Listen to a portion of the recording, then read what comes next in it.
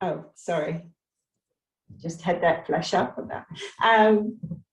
I'd like to briefly introduce, well, we've got two speakers this morning, Jane Lydon and Geordie Silverstein, and I hope I've said that right, Geordie. I always get that ending next time, sorry. And Jane's going to speak first, is my understanding, as per the program. So probably to a lot of you, Jane Lydon's work doesn't need a lot of introduction, but I'll briefly say that Jane's the Wesfarmers Chair of History at the University of Western Australia. So it's one of the few places in this country not in lockdown at the moment, but that could change. And I've already mentioned her wonderful book, Imperial Emotions, which I happen to have a copy of, but you can't see it because I've got, oh yes, you can. Anyway, it's here, and it's a great book. And I think it's a must read if you're dealing with this area.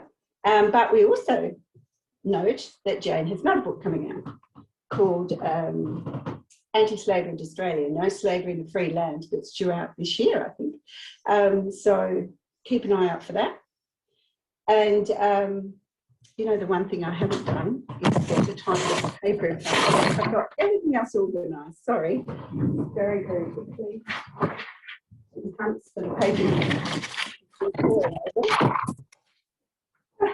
First mistake of the day. Imperial Emotions, the Homeless of Empire is what Jane's going to speak on. So I'll hand over to Jane, and welcome. And we're looking forward to it, Jane. Thank you very much. I'm really delighted to be here. Can everybody hear me? Great. This is actually a new computer setup for me. So first of all, I just want to say thank you so much, Jane and Margaret, for inviting me. I'm absolutely thrilled, and it is a shame that I can't be there, but never mind. I think it's fantastic that this is actually happening after so many trials and tribulations. So before I go any further, I just want to acknowledge that I'm speaking to you today from the traditional country of the Whadjuk Noongar people of Perth and southwestern Western Australia, and I want to pay my respects to their elders, past and present. So today I want to talk about the politics of empathy in imperial context and the way that empathetic identification worked historically to define particular communities, aligning members with one another, but also against those who are not members.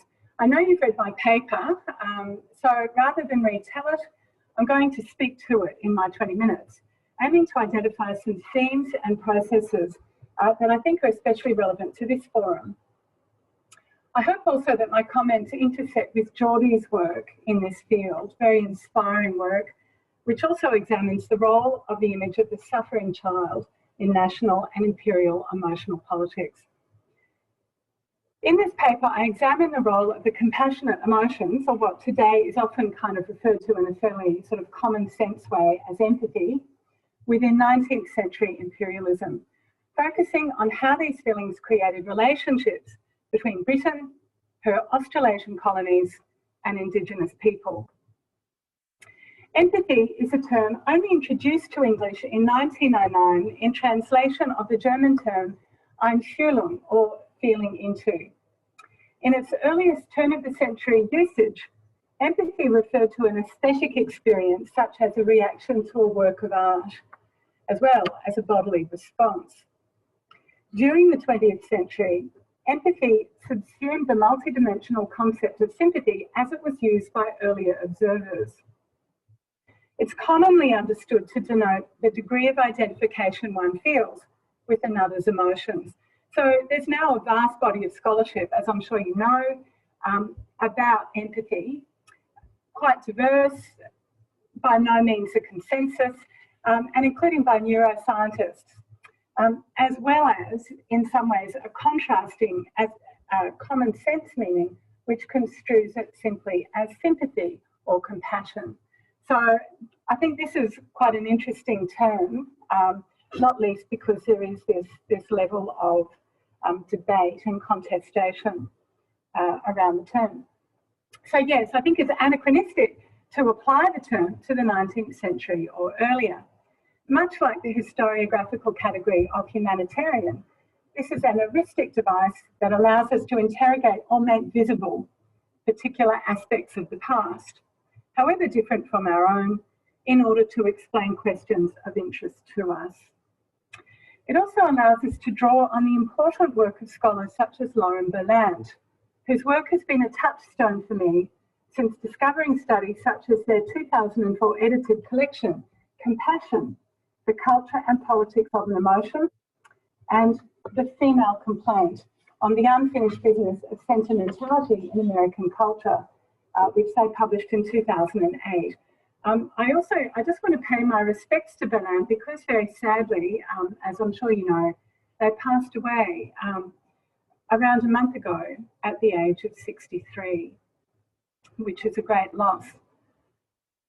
Berlant represents an influential strand within scholarly critique, which has problematized terms such as empathy and compassion. Berlant pointed out that emotions such as compassion merely imply a social relationship with an emphasis on how the viewer feels and responds.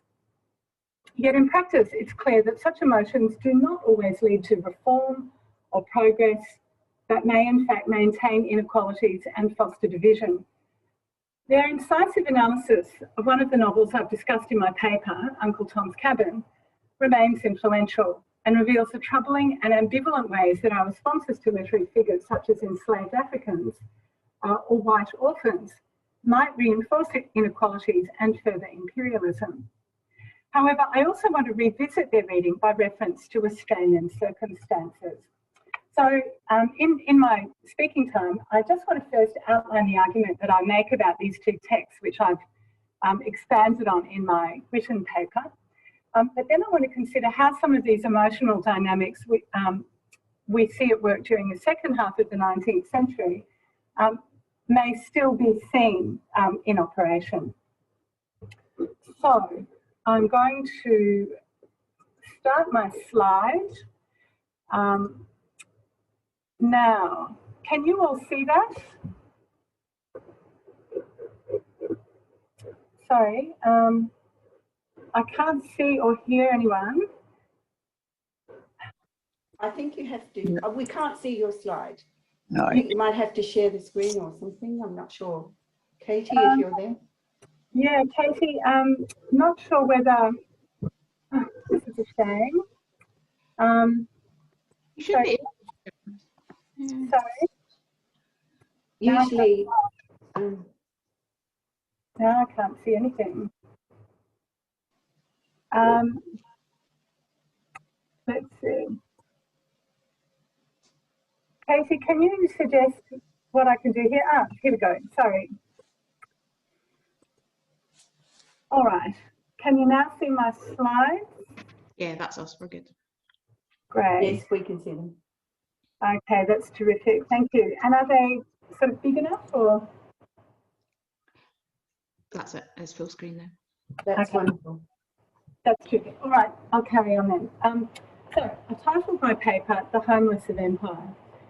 Familial and domestic metaphors offer powerful means of inclusion within imperial communities grounded in a sense of Britain as home. The concepts of the domestic relied upon their opposition to the foreign, so the home wasn't fixed and stable, but rather a highly mobile means of expanding and contracting the boundaries of home and nation. So we see this at work in two best-selling novels, Harriet Beecher Stowe's Uncle Tom's Cabin, or Life Among the Lowly, published as a novel in March 1852.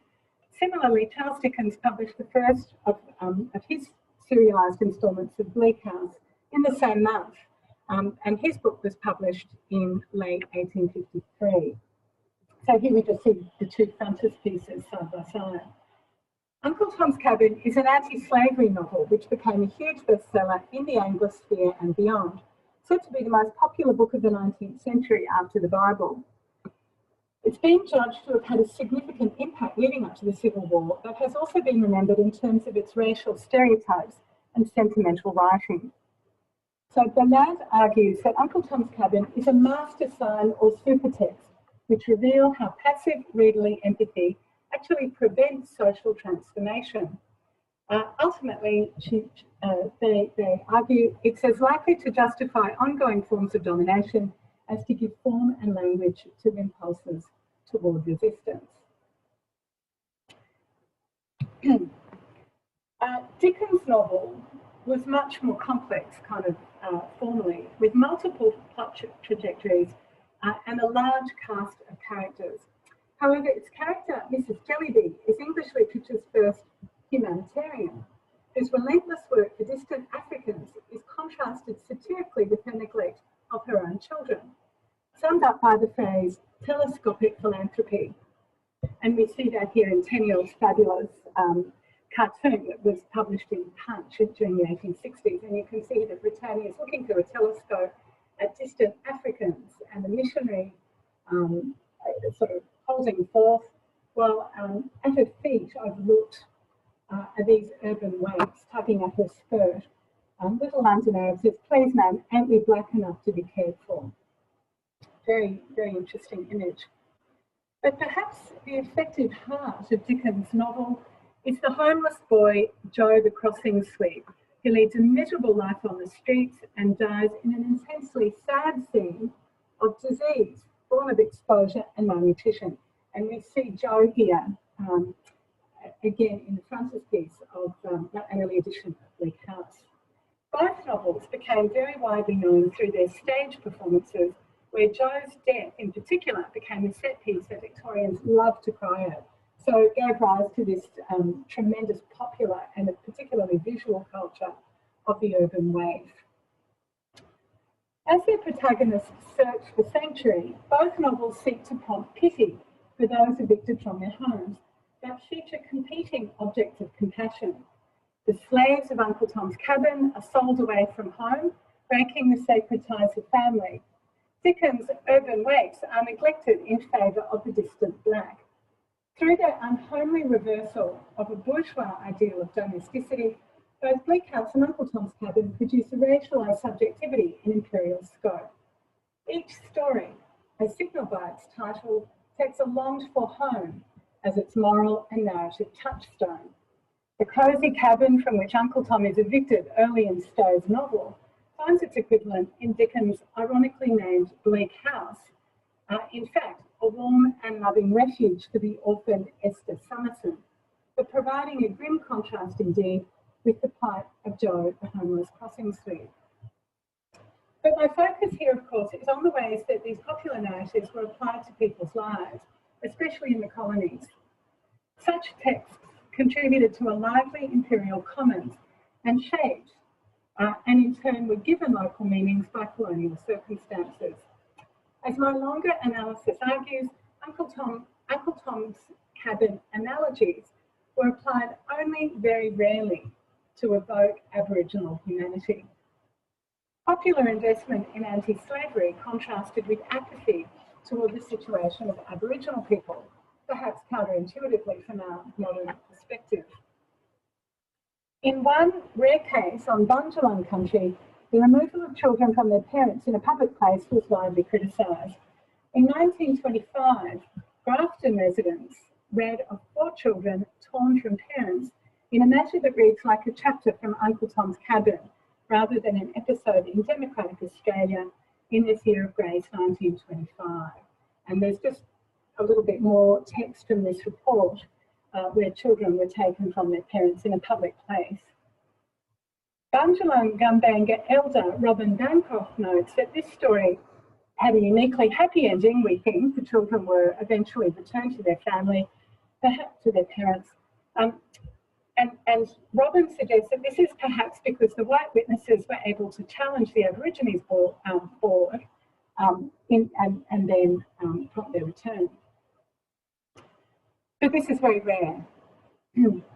Similarly, the logic of telescopic philanthropy, with its inference of hypocrisy, became shorthand for the so-called immorality of humane treatment of local Aboriginal people at the expense of white settlers. So this was the kind of the predominant interpretation of this narrative.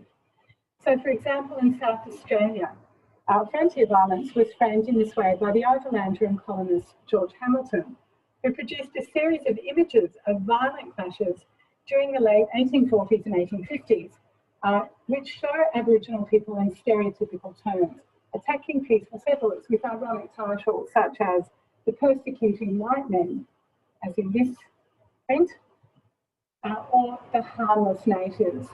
And you can see here the series is titled Hints for Exeter Hall, which of course was shorthand for the philanthropic lobby based in Britain. So Hamilton, the artist, but also a writer, criticised what he termed the Chad bands of Exeter Hall.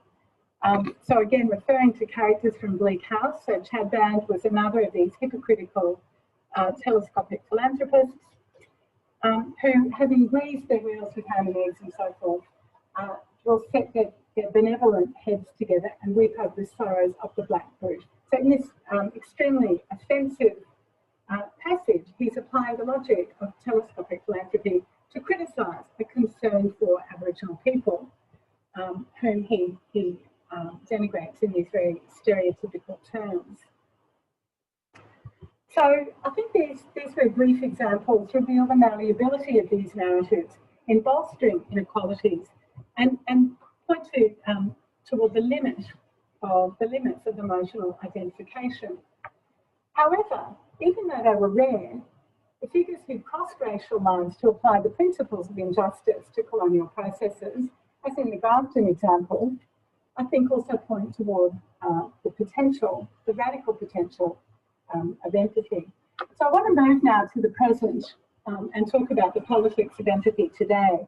And I think for modern Australian readers, narratives such as Uncle Tom's Cabin irresistibly evoke the tragedy of Aboriginal child removal entailed in assimilation policy, so the stolen generations. Many Australians remember the winter of 1997 when we first heard stories from bringing them home, the report of the National Inquiry into the separation from their families and communities of Aboriginal and Torres Strait Islander children.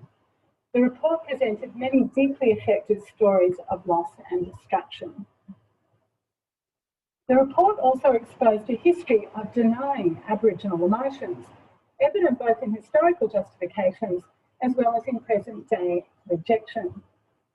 One well-known example comes from the travelling Aboriginal protector James Easdale, responsible for removing children to institutions under the Western Australian Aborigines Act of 1905. So, as I'm quoting here in the slide, in 1909 he wrote that he would not hesitate for one moment to separate any half-caste from its Aboriginal mother, no matter how frantic or momentary grief might be at the time. They soon forget their offspring. This fantasy of primitive emotions acted to divert empathy with the victims of these policies and excluded them from full humanity. Similarly, when Bringing Them Home was released, the Aboriginal Affairs Minister John Heron at the time said the report was very emotive and one-sided and focused only on one view of the separation process. His government refused to acknowledge responsibility for policies of forced removal or to apologise to those affected by them. Emotion scholars have disagreed about the effects of the public response to the Heriock report, the report by the Human Rights and Equal Opportunity Commission, and if anything have argued that outrage, shock and shame have acted to close off acknowledgement and reparations. So I'm thinking in particular about the work of Sarah Ahmed and Roseanne Kennedy, really exemplary analysis. But it's clear that some are indeed moved by their encounter with Aboriginal stories to implement positive changes. In 2014, Chief Judge John Pascoe established a section within the Federal Circuit Court to address Aboriginal family law matters as a result of hearing Aboriginal stories about the continuing impact of assimilation policies. He said he'd become convinced change was needed in the court when he met a group of elders. So you can read this for yourself, but he said that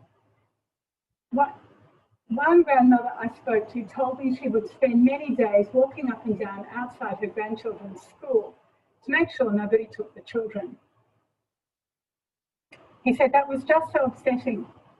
He wanted to know what it was a court could actually do to make a real difference and not just a token gesture. So where does that leave us? I think it returns us to the questions surrounding spectatorial sympathy and the obligation it places upon the observer to speak about, in Boltanski's terms, what they see, or perform the intellectual labour, as Beatrice Spivak has argued, that is needed to understand the subject position of the other. In other words, theorists of these kinds of relationships in a range of different domains shift our attention to our own responsibilities and reception rather than foreclosing ongoing engagement. I suggest that we must not lose sight of empathy's radical social potential, which remains a ubiquitous social relationship and contains the potential for change. Contrary to the sceptical scholarly stance that warns us of the potentially troubling effects of empathy, we must not assume that it has the same meanings or effects everywhere. These sorts of relationships are not fixed, but perhaps better seen as a process. The risks of empathy's complicity with oppression are surely lesser or have to be seen in tension with those entailed by a lack of empathy for other people's suffering. Thank you. And I'm now going to stop sharing and hand over.